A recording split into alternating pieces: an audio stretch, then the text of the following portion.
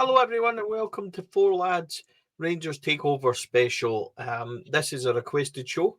We wanted to speak to somebody that had in-depth inside knowledge, or is at least close to the deal, and be able to explain it to us. And I'm delighted to welcome not only a colleague but a very good friend of mine, Mr. Chris Jack. Chris, how are you? You wanted someone that had knowledge of this deal, but you couldn't find MD, so you had to text me instead, and here we are. Absolutely not. You have been on point. You won't like saying it, you never do, but your reporting up to this point has been absolutely spot on. We know you're close to it. So we'll get into it in a wee minute. Just a word of thank, a little bit of housekeeping. Thank you to our sponsors, Rhino Express, Clydeview Joinery, Athol Industrial Solutions, CSD Air Conditioning, our partners, Black Rooster and Arnold Gold as well. Without you, we can't do this. Really appreciate it. This is a members requested show. To become a member, just read the description for as little as 99p a month. And we have so many members now that everybody requested to do this, and we're really grateful. This helps us do things like this today. Brilliant to speak to you, Chris. So let's journey back right to the very, very start. These discussions started in November. Probably the easiest way, or the first question to ask is, can you give us an outline exactly of this deal? There's been a lot said about the makeup of the 51%. You've written some great stuff on the Rangers Review, which we'd encourage everybody to go and read. Can you give us a kind of overview of exactly how that 51%, who's involved in this? Just strip it all back as if nobody ever knew anything about it. I think before we get into that, it's probably wise to say why. Why have Rangers found themselves in this position? Why do Rangers need fresh investment, and why are they an attractive investment proposition for Andrew Kavanagh and 49ers Enterprises? So I think people will be well aware of the kind of makeup of the Rangers boardroom of late. They were well aware of the makeup of the Rangers investors of late. We are just beyond 10 years since regime change, and during that 10 years, a lot of individuals have put a lot of money into this football club. Not all of it has been spent wisely, not all of it has been spent well, and a lot of it has come in for criticism from supporters at various stages. We've seen protests, we've seen a lot of online stuff and social media stuff. I think a lot of that has been fair at times, but what I would say is every investor who has put their money in over that last 10 years, they have done so with the right intentions. They have done so for the right reasons. They've done so for the betterment and for the benefit of Rangers Football Club. Now, as we know, that's not always been the case. That's not always worked. And I think we came to a point, probably over the last year or so, it became evident that fresh investment and fresh eyes and fresh drive were needed. You think back a couple of years, Dave King, also a hugely influential investor during his time, stepped down as chairman. And since that point, there's almost been a kind of cap in hand way of funding Rangers. They have had gaps that had to be filled. They've had managers that have had to be backed and then sacked. They've had transfer windows to go through, and it's been a wee bit ad hoc. Now, again, to everyone's credit, like Sir Douglas Park, former chairman, like Sir John Bennett, former chairman, they have continually gone into their own personal wealth to help fund Rangers and to help to make these decisions.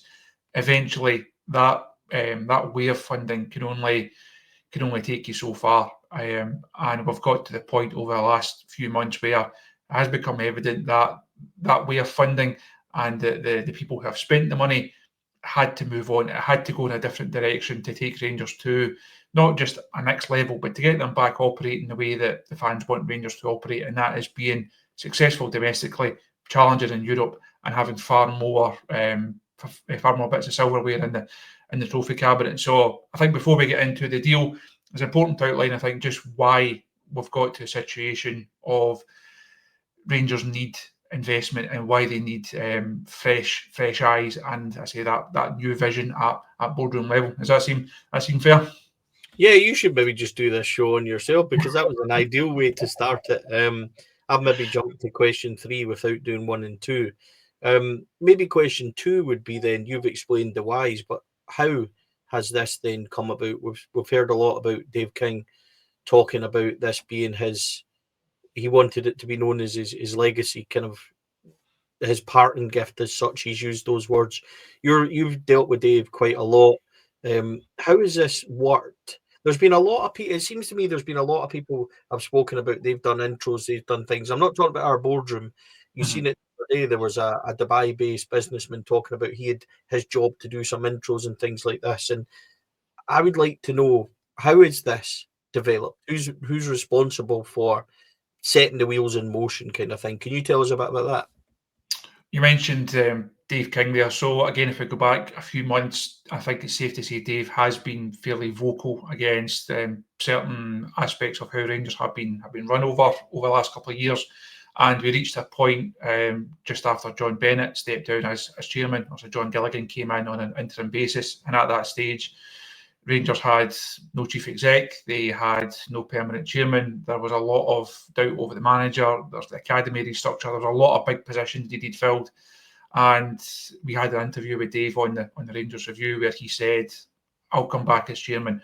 It's not going to be a long-term thing, but he wanted to come back as chairman to provide a bit of stability, not to provide financial assistance as such, not to be an investor anywhere near the same level that he had been previously, but he felt that he could provide something as Rangers chairman to kind of settle things down a wee bit and allow the club to get back on a bit more of a solid footing. Well, there was as many big decisions that had to be made. That offer was rejected by the Rangers board. They were not interested in having Dave back. Safe to say, some personality clashes perhaps had a part to play in that. So at that stage, it was in a case of, well, what is the future going to be like for Rangers? Again, we had an interview with Dave a few weeks after that, and he outlined how he had been kissing frogs, was his phrase in that interview, when he spoke about trying to get other investors on board. And as you outlined there, Stevie, there's not just been a single factor in this entire deal. It's not a case of the American consortium buying out one individual, and it's not a case of one individual going to Andrew Kavanagh and saying, by the way, I've got a football club for you to buy. There has been a lot of guys who have played a big part, and a lot of investors who will obviously sell their shares, as we'll come on to discuss, as part of this deal. So there's been a real kind of collaborative approach. Obviously, some people have been more influential, and as you would imagine, Dave, given his shareholding, has been really key in these discussions. No deal could really unfold without Dave being willing to sell his shares. Again, it's been a matter of public knowledge for quite some time that he's been keen to cash in his shares, if you like, and he was keen to end his financial association with the club. So this has all come about at a good time for a number of parties. Now, Dave has been looking for a seller, and Rangers now have a buyer who Dave and other members of the board, and I think the Rangers fans as a whole, they have a buyer that they're comfortable with, that they believe can be the right people to take Rangers forward. It's not been a case of Dave or John Bennett or Douglas or anyone else who is involved in this deal. It's not a case of just give me your money and so I can get out of this. I just want my money back. They want to leave Rangers in the right hands. There's no support that knows to its cost more what happens when the club is put in wrong hands, and they will not want to make the same mistake and go down a similar path. As I said, we've just come through 10 years of post-regime change. Rangers don't want to go back to that. Rangers cannot go back to that. So everyone involved in this deal from all sides of it, they have to be in it for the right reasons. And if there's anyone who's a bit weary of you guys coming in, it's a case of perhaps is the grass always greener? I think you have to look at the intentions of the sellers, and they're doing it for, as they have done, putting their money in, getting their money out. They're doing it for the right reasons. So who are the 49ers enterprisers? Who is Andrew Kavanagh? What is the makeup? What do we know thus far about them, and what exactly is it percentage-wise and things that we believe that they are doing? Again, a lot of this has been highlighted and covered really well by yourself, but if somebody was brand new watching this today, how would you describe that to them? I think in terms of the 51% has been that's the kind of headline number at now, if you like. We don't know the value of the share purchases as of yet. We don't know the value of the share issue as of yet. So this 51% number, that's been the one that people have really kind of focused on. And it really comes down to three parts. Part one is buying out shareholders like Dave, like John Bennett, and Barry Scott is involved in that as well. So you buy out their shares. That then gives the consortium, Andrew Kavanagh and 49ers Enterprises, that gives them X amount, we'll call it. Part two is you then have purchases of partial shares from other directors, like Sir Douglas Park and others who will be involved in that. So they're not going to sell 100%, but they'll sell a percentage of their shares. That then takes 49ers and Andrew Kavanagh to, we'll call it Y%. The remainder of the shares that they require to get to 51%, to get to the level of control and influence that they want, that will come via a share issue. So that, rather than money going to Dave or to John or to Douglas or to anyone else, that is money that will go directly into Rangers Football Club. We know how share issues work. There's been enough of them over the years now at Ibrox. So that's money that will go straight into the club. And once the numbers have been calculated and once those deals have been done, that will give the consortium 51% and it will give Rangers an injection of cash that will then be put into, again, the thing that everyone is most excited about, that will then be put into a transfer budget. So it's only really in the last few days, I think, after post-Bilbao, that those conversations will really be stepped up. Because if you think of the budget for next season, if Rangers had got to Europa League final and won the Europa League, there's obviously financial rewards that come with that.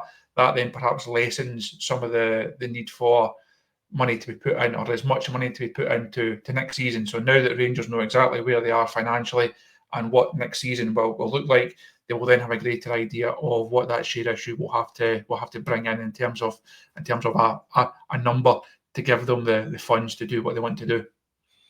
So you mentioned there, and one of the big questions that people ask is what's going to happen to the likes of Douglas Park?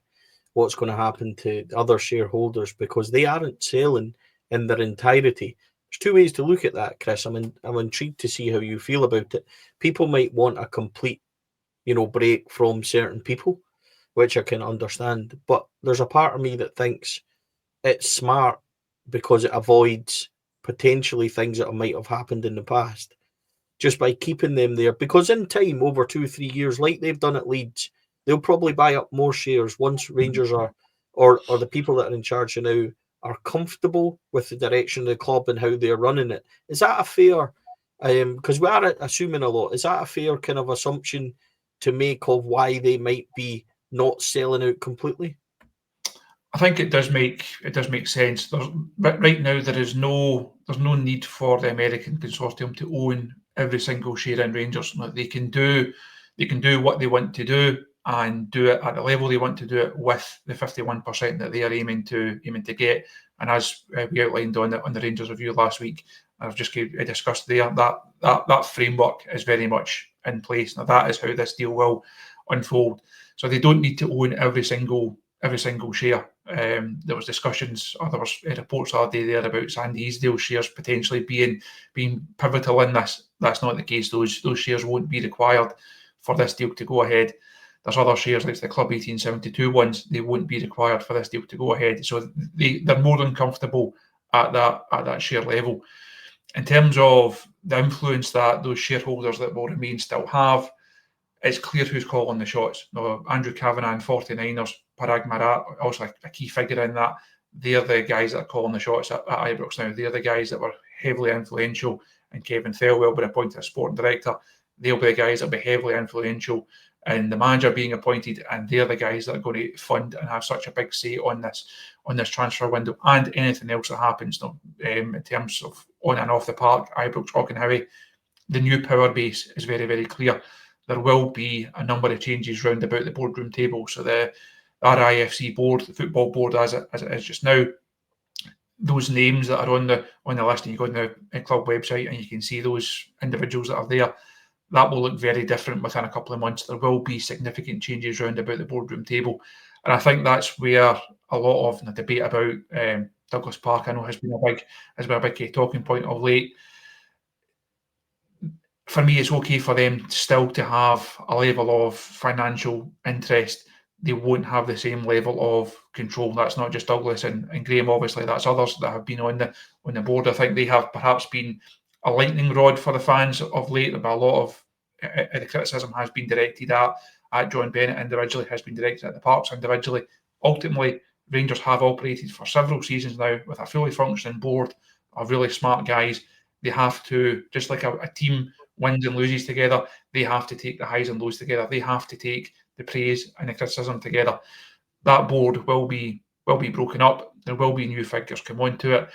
And I think that's an important part of this. Yes, money is really important. Obviously, Rangers need finance to go in and to strengthen the squad. They need money for the infrastructure projects that they wish to undertake. But the exciting part of this for me, it's the business acumen, it's the learning from what's happened at Leeds, it's learning from what's happened at the San Francisco 49ers. It's best practice, it's guys with a different perspective, a different drive, a different motivation. That's what Rangers need. I think it's become a bit stale of late. It's the same people making the same decisions, unfortunately making fairly similar and mistakes as well. And that's what's going to change here. It's going to be a different group of people with a different perspective, a different outlook, a different set of experiences. They will make their own decisions, and hopefully that will lead to different outcomes. Because if there's different outcomes, that gives Rangers a better chance of being successful in a business sense, and more importantly, successful on the pitch. So I'm just going to put something to you. Dave King currently owns, I think, round about 11.9%, give or take a little bit here and there. He has no say in the run of the club because he's not on the board. He's almost like a silent partner. With respect to Dave, that's not meaning to sound bad. It's fair then to surmise that the guys that don't sell out completely, that will maybe keep 2-3%, whatever, for example, the Parks or whoever it might be, not John Bennett or Dave, because we know that they're selling up, but the others, they'll more or less just become investors or shareholders who are silent partners. They'll have no run into the club. They'll have no input, just more or less like what Dave has now. Is that a fair assumption? Because there's a worry, I think, from certain people, they'll still be involved. But what I can take and what you're explaining, that's not the case at all. They're not going to be pushed aside as such, but they'll happily relinquish that side of it to the new guys, but keep a small shareholding for themselves, which down the line, we'll see what happens with that. I think it wouldn't make any sense from either side of it if that situation and that reality was going to be different. If you're the 49ers like Andrew Kavanagh, you're not spending money to get to a level of shareholding to then have the former board dictate to you how you run the football club. And if you're old investors, you're not going to try and be a backseat driver when you don't have that level of influence. You can have an opinion, obviously, as Rangers fans, they will have an opinion. As every Rangers fan does, obviously, on so many matters, they will have a say, but it's not an influence as such. So on black and white, on a share register, they will still have whatever their respective shareholding is going to be. But the people that are making these decisions, the people that are driving Rangers forward, it's not the people that have been involved in that process over previous years. We do expect Fraser Thornton, the chairman, and Patrick Stewart, the chief exec, certainly to stay on in the immediate aftermath of regime change. So it's not a case of every single key position and every boardroom seat is going to have someone new in it. There does have to be a period of continuity. You can't rip the whole thing up and start again, but there will be more influence from the American side of it. And obviously, Greta Steinson is the name that we've not mentioned as of yet. He's the technical director for 49ers Enterprises. Really experienced guy, worked at a number of Premier League clubs, really seems heavily invested in this Rangers project. He's someone who has got a really good reputation. He will, obviously, with Kevin Thelwell coming in as a sporting director now, he's almost a line manager, I feel like, in a football sense. So the board will be what the board has to be, the investors will be what the investors have to be, but you then empower the football side of it to go and do their job. So the new manager will have a line manager in terms of the sporting director. that sporting director will report into Greta Steinson. So he will have a really close eye on how things are going to operate at Ibrox, but won't be involved in a day-to-day aspect, because he will trust Thelwell and the manager, and whatever structure they put in place in a football sense, they'll trust them to go and do their jobs. A structure at Rangers. Well, I can hear Adam Thornton weeping in joy as we speak. Moving on to last night at the Fans Forum. This is the first time, Chris, that we've ever had a release publicly declaring the interest. And I'm going to read it, anybody that may have missed it. Rangers and its existing controlling shareholders are in productive conversations with the two lead members of the consortium, Andrew Kavanagh and the 49ers Enterprises Global Football Group, about the potential for the consortium to acquire control and to inject additional capital. These discussions reflect a shared recognition of the importance of Rangers FC's long-term direction, ambitions, and management. This is the first public ever recognition. We know that it's been played down in the past. Why is this hugely significant, Chris? Why have they chosen now to do this? And there's a lot of things that people will surmise from this, but I'm interested to get your opinion on why now and what does it mean? I think anyone who has had any doubts, even after we had the story on the Rangers Review on Sunday evening, outlining what we've just discussed there in terms of the route map, if you like, to ownership, there's still been people on both sides of the city, it has to say, who will say, no, this is not happening, this is a fake over and all that type of thing. I think that statement shows how serious and how far along the line this is. Again, there's been talk in the last few weeks about, well, if Leeds don't win promotion this season, then it's in jeopardy. If this doesn't happen, it's in jeopardy. There's people holding on and there's people causing issues. A lot of it is WhatsApps and Twitter messages that grow arms and legs. And to a degree, I do understand it over the last couple of weeks, because since there was an initial flurry of this is happening, this is who's involved, and a lot of talk about it, it did die down. But it was always going to die down, because at some stage, you just need to get down to the nitty-gritty of, here's the contracts, here's the legal documentation. It has to be worked through on both sides. That's going to take time. We said right at the very start of this process, end of May was the most realistic time frame for it. I know people want everything done yesterday because they want a manager in, they want a transfer budget, they want players. People just have to keep the heat a wee bit almost and allow this process to be worked through. And I think that statement that came out this week, that was really interesting. As you say, first time that it's been publicly commented on. And if anyone has still got doubts over where this process is, that should kind of put those doubts to bed.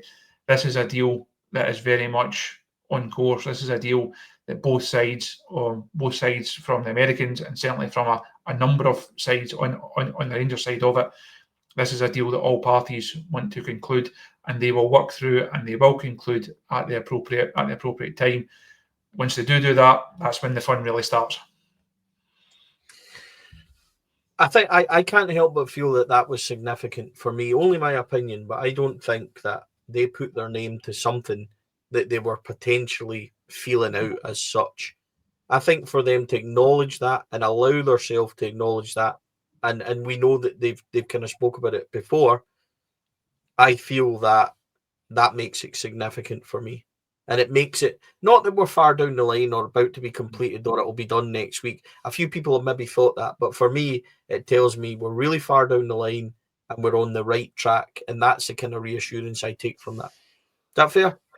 I think if you look at even just the not public statements, but public appearances over the last few months, Andrew Kavanagh is not going to fly in from Philadelphia to attend as many Rangers games as he has done if he's not serious. He's not suddenly just thought, I quite fancy being at a couple of European games and I've never been to Parkhead. Now's the chance. The Bears are back in. I want to be in the director's box. He's at these games for a reason. Greta Steinson is coming to these games for a reason.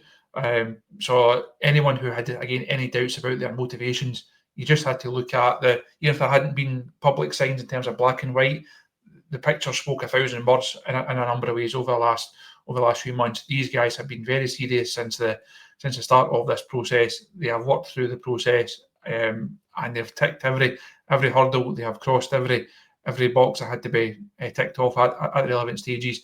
They're very serious about not just buying Rangers, but about running Rangers properly and investing in and making Rangers more successful. So that will happen over the coming weeks. It doesn't have to be tomorrow. It doesn't have to be next week. It doesn't even have to be next month. It will happen at some stage. And once that does happen, that's when we'll really start to see things moving. This is a really exciting time for Rangers fans. As we touched on right at the top of the show, I think there has been a feeling that it would take a change like this. It's not a case of bringing in one new potential investor who's a Rangers fan who just wants to be involved. It was going to take something like this, and it is that lure of bringing in someone who's clearly got finance to put into the club, but what can they do in a commercial sense? What can they do in a business sense? What can they do in terms of PR? What can they do in terms of sports science and medical? There's so much room for improvement in a number of areas at Rangers, and that's what this takeover gives the club a chance to go and explore and hopefully can reap the benefits of. Final question then from me, and you touched on this slightly, and it's one that people will ask.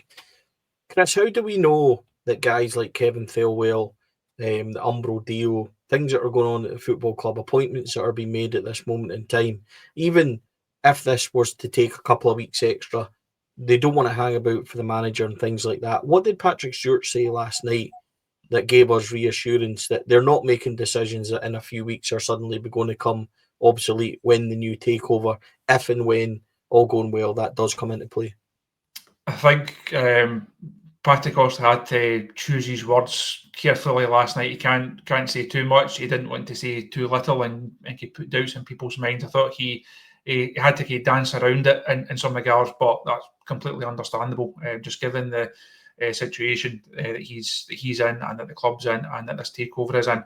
But I think he did make it clear that everything is being done for a reason and with a plan in place. Now, he said he had to keep each stakeholder happy, so he's still got a board to answer to, he's still got investors to answer to right now. In a few weeks, there will be different members of a board and different investors that he will have to answer to. So he's having to juggle quite a lot at present. But I think as he outlined fairly early on at the fan forum last night, Rangers can't just stop while this takeover is ongoing.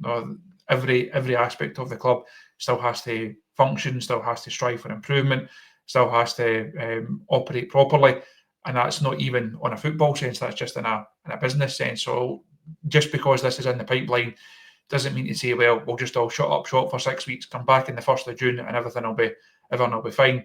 Rangers have to continue to operate in a business sense and a sporting sense. So that's the kind of balancing act that he's been trying to juggle.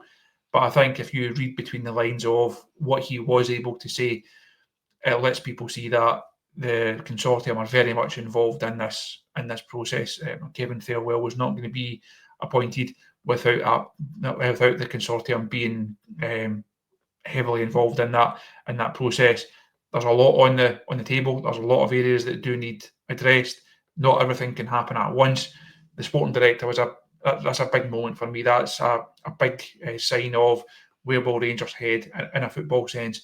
The next one, of course, will be the manager, and I'm sure that that particular rumour mill will continue to do the rounds over the next few weeks, because that's now the next big announcement in a football sense, and of course the big announcement in a business sense that will come in over the next few weeks as well. Yeah, we'll keep the manager, I think, for another time. Final thing before we round up, Chris. Just your opinion on this. How excited are you from a personal point of view, being a lifelong fan, and how necessary, I suppose, do you think this is at this moment in time? Just your overall feeling. You can put the professional and the personal hat on if you like, just to give us a kind of a summary of the deal, etc. I think it had to happen. As I outlined earlier on, it's become a bit stale. Rangers, they've not progressed in the manner that they should have done. After 55, after Seville, they've not taken the steps. They've not capitalised on that. I say it's not been for the want of trying. It's not been for the want of not being short of finance. Everyone who has held a position on the board, everyone who's held the position of chairman, everyone who has put any money. There's obviously a whole range of investors over the spectrum at Ibrox. Everyone has done it for the right reasons, but there's been this kind of malaise. It's felt I think the fans have lost a bit of faith in the guys that were making the decisions and that we are putting the money in, and it's felt like it would take a moment like this for Rangers to really kind of go on again. So I think it's a hugely exciting time. It's something to look forward to from a fan perspective, something to look forward to from a work perspective. There's going to be a whole range of signings coming in. There's going to be new people to try and build relationships with. There's going to be some great new stories to really get into over the course of the season. So personally and professionally, it feels like a bit of almost a line in the sand. So you can be very thankful for the efforts of so many people over the last decade. Certainly be very appreciative of their financial contribution. I think it's right that Rangers fans acknowledge that and respect that, and I think time will be kinder to a lot of these individuals than perhaps the knee-jerk reactions have been on the back of losing cup finals or losing leagues, that type of thing. I think time will be very kind to everyone involved in that 10 years of Rangers, but that 10 years of Rangers is about to be parked, and we're now heading into a new era.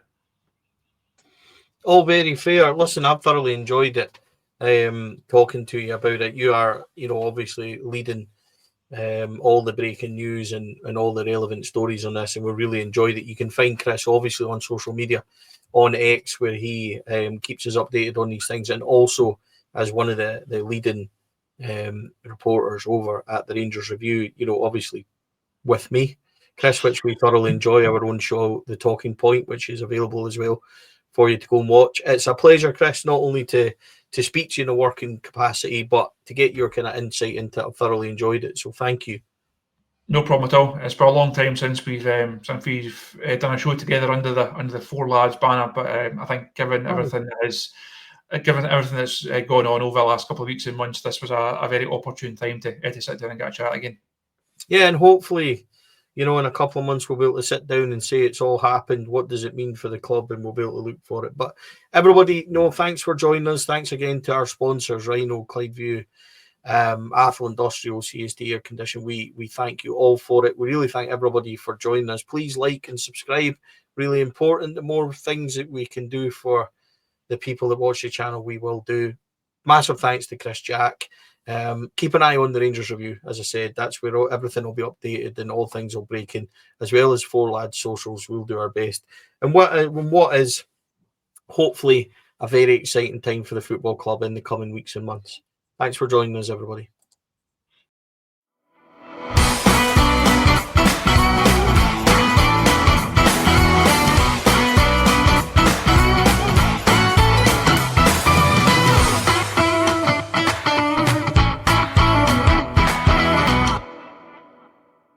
The Four Lads podcast is sponsored by Rhino Express, Clydeview Joinery, Athol Industrial Solutions Limited, and CSD Air Conditioning, in partnership with Black Rooster and Art of Gold.